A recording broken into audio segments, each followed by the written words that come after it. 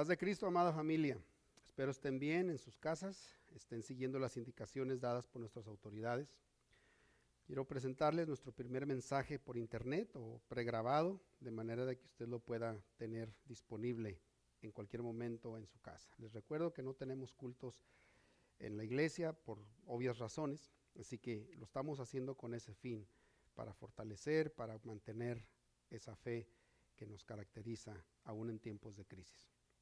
Quiero hablarles hoy sobre un llamado, sobre un puente llamado adversidad. La Biblia nos dice en Filipenses capítulo 3, verso 8 al 11, que ciertamente aún estimo todas las cosas como pérdidas por la excelencia del conocimiento de Cristo Jesús, mi Señor, por el cual lo he perdido todo y lo tengo por basura para ganar a Cristo y ser hallado en él, no teniendo mi propia justicia, que es por la ley, sino la que es por la fe de Cristo, la justicia que es de Dios por la fe, a fin de conocerle y el poder de su resurrección y la participación de sus padecimientos, llegando a ser semejante a él en su muerte, si en alguna manera llegase a la resurrección de entre los muertos. Bendito Dios y Padre nuestro, gracias por tu misericordia, por tu amor, por tu bondad para con nosotros. Te damos gracias por la vida que nos has dado hasta hoy, por la salud y que has guardado nuestra familia, nuestro ser, de cualquier problema que se relacione a alguna enfermedad o alguna situación que nos dañe. Espíritu Santo, guíanos en este mensaje para hablar lo que es correcto, lo que es pertinente y que tú nos toques de manera muy especial, que nos des la sabiduría que necesitamos para conducirnos en estos tiempos de crisis. En el nombre de Jesús, que a ti sea la gloria para siempre. Amén. Aleluya. Una lectura a las páginas de la historia de la humanidad nos puede revelar acerca de las muchas crisis que ha sufrido el ser humano a través de los siglos. Crisis de diferente índole cuyas consecuencias han sido en ocasiones devastadoras y en ocasiones han servido para unir pueblos por una misma causa. La presente crisis del COVID-19 nos ha orillado a refugiarnos en nuestras casas para salvaguardar nuestra salud y la de nuestros familiares. Para algunas personas las crisis pueden ser interpretadas como un castigo divino en respuesta a la conducta humana. Para otras, las crisis pueden ser parte de una serie de señales de los últimos tiempos y para otros puede ser el cumplimiento de las profecías y en algunos casos puede ser un llamado divino a volverse a Dios. Las crisis simplemente nos hablan de un peligro o una oportunidad. Para los chinos es lo que quiere decir una crisis en su escritura. ¿Significa peligro o significa también oportunidad? Tomemos nosotros este significado y hagámoslo nuestro. Hay un peligro afuera que nos puede hacer daño, pero también esta es una oportunidad de acercamiento como familia. La palabra crisis viene del griego que nos habla de crisis y krinein, que significa separar y decidir. La crisis nos habla de algo que se rompe y por tal efecto se busca analizar qué es lo que lo causó, hay que analizarlo. El COVID-19 simplemente es algo que se ha estado estudiando de muchas formas para entenderlo y es lo que se está haciendo y por eso es que es una crisis. Nos enferma, nos hace daño y puede causar la muerte. ¿Qué nos dice la Biblia acerca del COVID-19, del coronavirus? A través de las páginas de la Biblia podemos encontrar diferentes crisis que no nos sería posible mencionarlas todas en el espacio de tiempo que tenemos. Sin embargo, basta con mencionar algunas de ellas para indicar el punto que queremos establecer aquí. Primeramente, hablemos de la crisis emocional que sufrió Josué. Ahí lo encontramos en el libro de Josué, capítulo 1. Recordemos que tras la muerte de Moisés, Josué fue llamado a continuar con el trabajo de llevar al pueblo de Israel a la tierra prometida. Una tarea nada fácil, por cierto, pues había sido parte él de la experiencia de Moisés en la travesía del desierto. Pensemos por un momento en la reacción de Josué al saber que ahora era él quien debía de seguir el trabajo de llevar al pueblo a la tierra prometida y entregársela a cada uno de ellos. Las emociones de Josué se vieron bombardeadas por infinidad de pensamientos que le torturaban constantemente.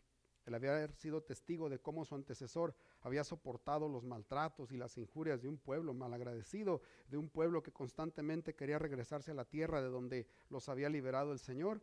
Era algo que atemorizaba también a Josué. El relato continúa y en un momento dado nos damos cuenta que Dios interviene y le dice a Josué que debe de esforzarse, que debe de ser valiente y que no debe de tener miedo y mucho menos desanimarse, que debe confiar en Dios porque así como estuvo con Moisés, también estaría con él. Y también le hace una advertencia: debes de seguir las instrucciones de este libro de la ley. Tomemos para nosotros hoy que este libro de la ley es la Biblia. Tomemos para nosotros hoy que debemos de confiar en Dios en todo tiempo, que no debemos de tener miedo y no nos debemos de desanimar. Y tomemos para nosotros hoy que también debemos esforzarnos. La experiencia de crisis de Josué no es ajena a tantas experiencias de depresión, de ansiedad, de miedo, etcétera, que hoy miramos en miles de personas que están viviendo este momento. Tal estado emocional se incrementa más con situaciones agregadas como las que presenta el COVID-19. Mucha gente vive atemorizada por la amenaza de contagiarse con el virus. Su estado emocional le puede llevar a dudar de su propia seguridad y buscar cómo solventar su situación. Nada fácil.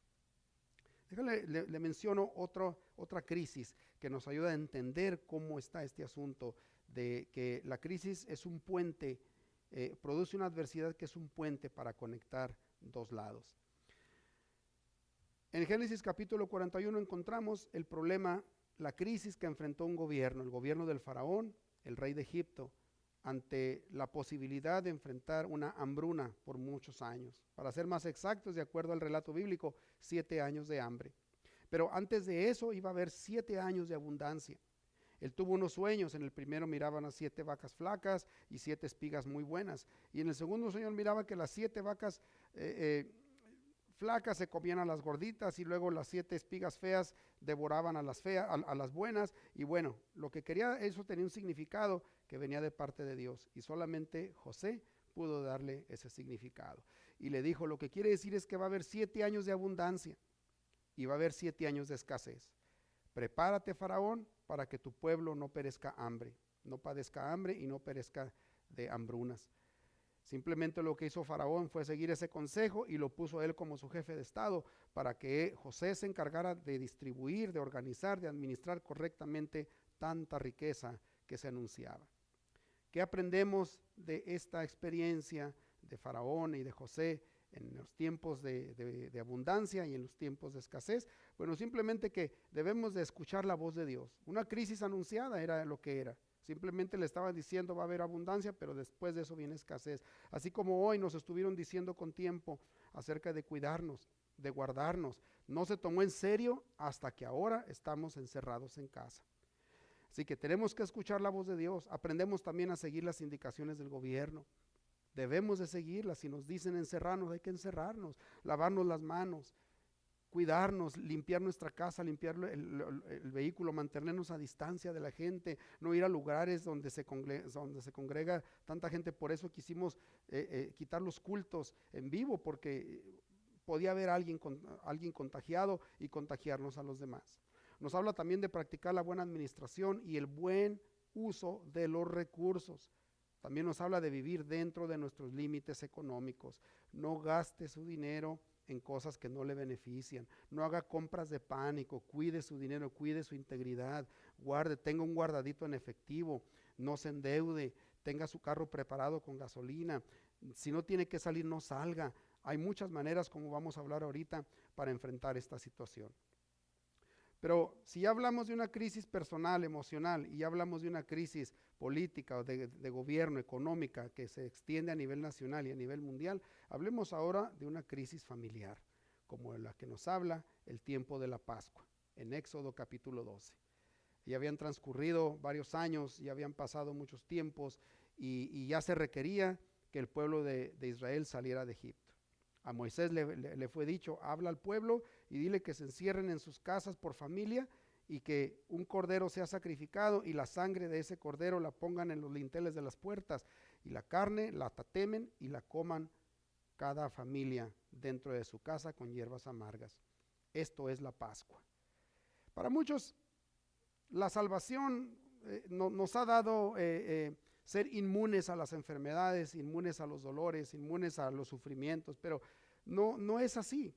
Aún el pueblo de Israel tenía que seguir las indicaciones que se daban. Ya habían pasado 9 plagas que habían afectado a todo Egipto.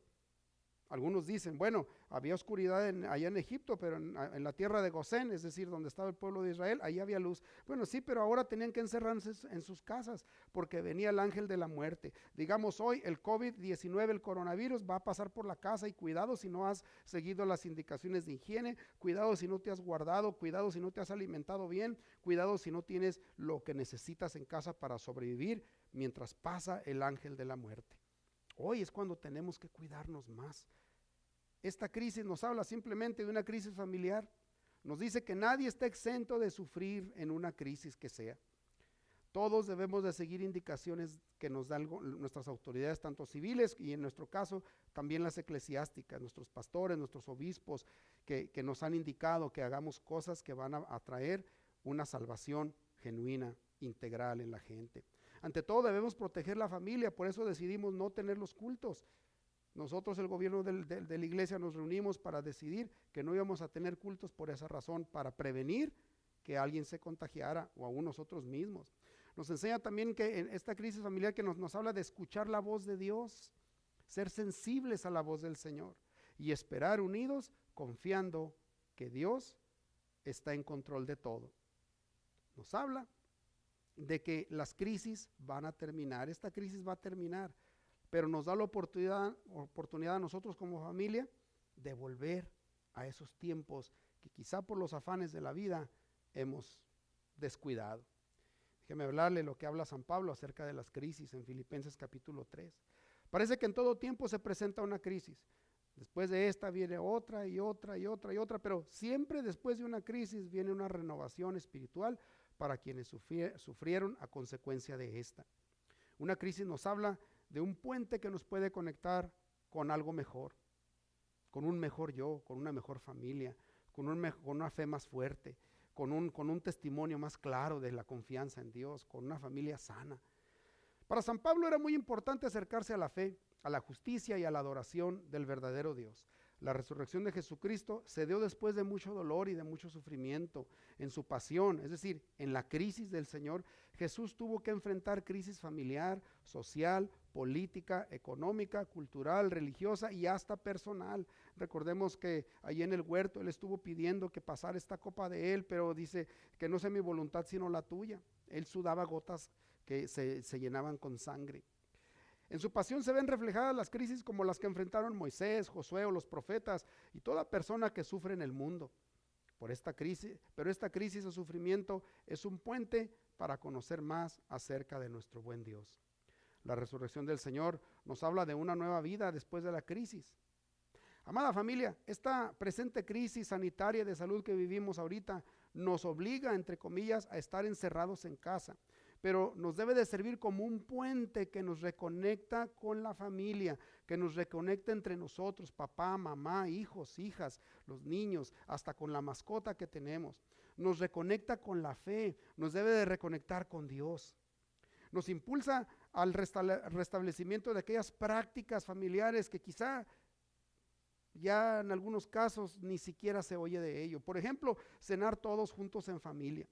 Las prisas que lleva la gente todo el tiempo, las largas horas de trabajo, los asuntos personales de ir para allá, de ir para acá, a veces se nos ha pasado por alto la importancia de cenar juntos en familia, de compartir aquellos alimentos, aquel chocolate, aquel pan, aquella cena pues juntos en casa. Y cuando estamos en casa, lamentablemente tenemos el celular donde cada uno, los hijos, las hijas del papá y mamá están conectados al celular mirando a ver qué está en Facebook, a ver qué está en las redes sociales, a ver qué decimos, a ver qué hacemos. Y en lugar de estar platicando entre nosotros, ¿verdad que eso es lo que debiéramos hacer? Estamos más concentrados en las redes sociales. Dígame usted si no es así. Entonces, esta crisis nos debe a nosotros despertar esa necesidad de reconectarnos con nuestros hijos, de hablar de nuestros padres, que ellos conozcan quiénes son sus abuelos, que ellos conozcan aquella infancia que tuvimos en nuestros países, de aquellas características de nuestros tíos, de nuestros abuelos, de nuestros primos, que conozcan esa historia, que conozcan los que venimos de otro país, que conozcan cómo es en nuestro país, que aprendan algo nuevo.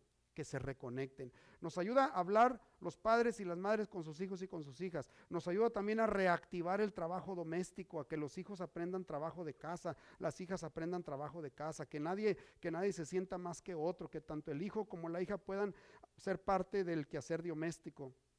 Nos ayuda a restablecer el altar familiar que hemos descuidado y que lo hemos dejado por ahí. En muchas familias esto ni siquiera se practica ya, porque no hay tiempo, porque nos han ganado las redes sociales, porque nos han ganado los programas de televisión, las cadenas de cable, las cadenas de películas, no sé, deportes, según el caso, lo que sea, u otro tipo de actividades. Pero cuán importante es restablecer el culto familiar, esa oración en familia, orar por los alimentos, esa lectura de la Biblia. Hablamos mucho de la Biblia, pero no la leemos. De esa célula familiar, andamos evangelizando en todos lados y a veces nuestra familia no se conecta con Dios. Andamos orando por enfermos en otro lado y no oramos por nuestros hijos que están en casa. A veces estamos tratando de ganar almas en otro lado cuando en nuestra familia tenemos que comenzar. Amados hermanos, amadas hermanas, este es el tiempo de dar buen testimonio de que somos hijos e hijas de Dios, que somos parte del reino del Señor, de la familia de Dios. De esta forma, la salvación comienza por nosotros. La Pascua nos habla que la salvación comenzaba primero con la familia. Ahí se encerraban. Todas aquellas prácticas que por las muchas ocupaciones que tenemos nos han alejado de ellas, este es el tiempo de volverlas a practicar, de volverlas a restablecer. ¿Qué nos enseña todo esto? Pues la enseñanza de la crisis de Josué nos dice que debemos de confiar en Dios, debemos de esforzarnos y seguir las indicaciones que nos da la Biblia.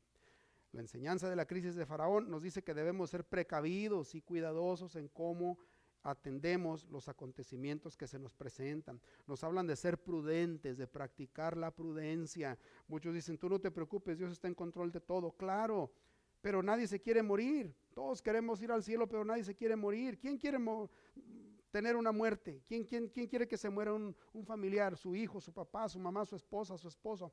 Nadie. Entonces tenemos que ser prudentes, amados hermanos, amadas hermanas. Seamos prudentes, es lo que nos enseña esta crisis que enfrentó Faraón. La crisis en Israel, en Egipto, nos habla de aprovechar la condición de crisis y volver a practicar aquellas cosas que hacíamos en familia. No todo está malo de esto. Gracias a esta crisis también, las iglesias están despertando a actualizarse, a modernizarse, están optando por irse live stream, están optando por grabar el mensaje como lo estamos haciendo ahorita nosotros. No está fácil mirar una iglesia vacía. Yo estoy enfrente de ahorita solamente 2, 3 personas que están ayudando a que esto sea posible. No es fácil, pero estamos aprendiendo a que aún en tiempos de crisis, Dios está con nosotros. Nos está dando el poder de despertar, el poder de esa resurrección que nos lleva a actualizarnos. Gracias a la resurrección de Jesucristo es que se pudo hacer posible la salvación nuestra. Hoy podemos decir con confianza que gracias a esa muerte de Cristo y su resurrección, hoy somos nuevas criaturas. Las palabras de San Pablo nos hablan de que en una crisis es posible redescubrir nuestra relación con Dios, es posible redescubrir nuestra relación familiar. Son un puente para renovarnos, para rediseñarnos, para reencontrarnos a nosotros mismos, desechando todo aquello que ensucia o que hace difícil o nos predispone a obrar de una manera injusta. Así que, en suma de todo esto, ¿qué es lo que aprendemos de aquí? Bueno, que esta presente crisis del COVID-19, en lugar de destruirnos, nos da la oportunidad de ser más fuertes.